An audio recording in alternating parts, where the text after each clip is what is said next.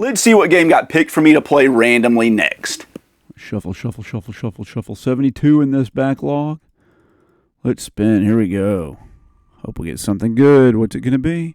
What's it going to be? It could be anything. It is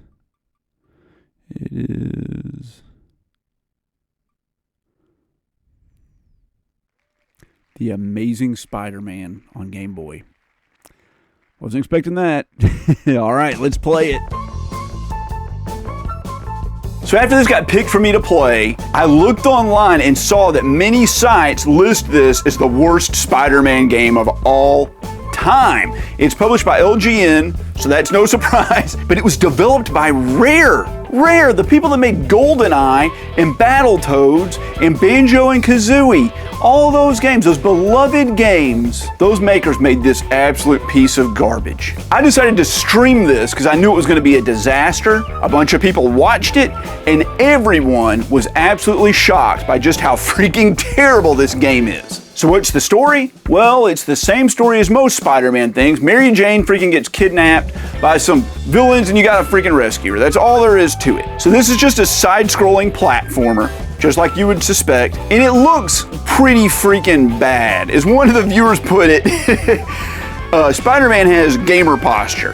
He is like hunched over, like at the mid-back. I don't know why he looks like that, but it looks so strange.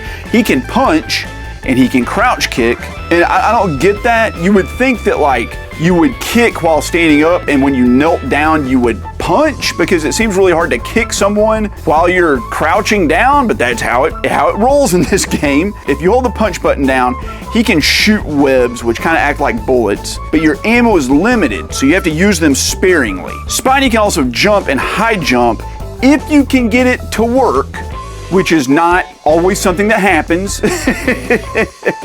And he can also web sling at times, also if you can get it to work. Now, there are no iframes in this game that I can tell, and sometimes a basic enemy, like a bat, will just drain 3/4 of your health, and when you die, you instantly spawn right where you fell off or died. So an enemy will spawn, take 3/4 of your health, kill you, you'll immediately respawn right back on top of them, and it'll take like another 3/4 of your next health bar. It is absolutely frustrating. It is so frustrating. We've talked about how bad this game looks, and it's a Game Boy game, guys. We know it's a Game Boy game, and we know how Game Boy games look. But this one looks especially bad. And the music is terrible. The freaking opening song is, honest to God, a 3-second long clip that just loops. Just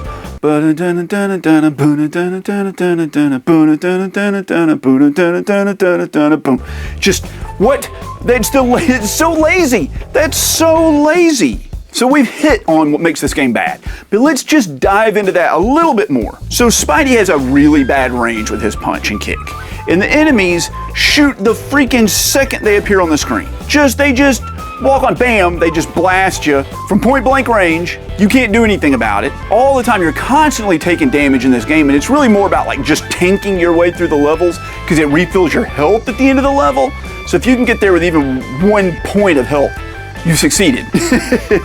Everything is positioned in really bad and frustrating spots, and because the controls don't work, sometimes you can't even jump over something, like a stump. Like there'll just be like a simple stump or a box in front of you, and you just gotta jump over it, and it just won't work. It just won't work.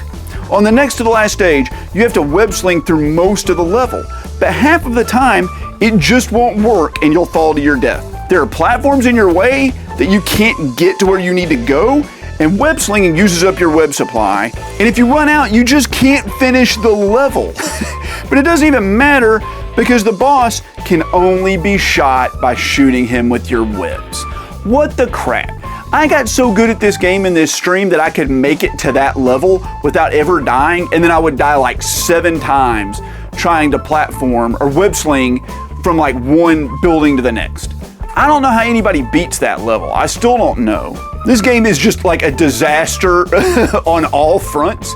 There's really nothing good about it. All I can say about it is that it didn't crash on me and that I had a good time streaming it because everybody was having a really fun time watching me suffer.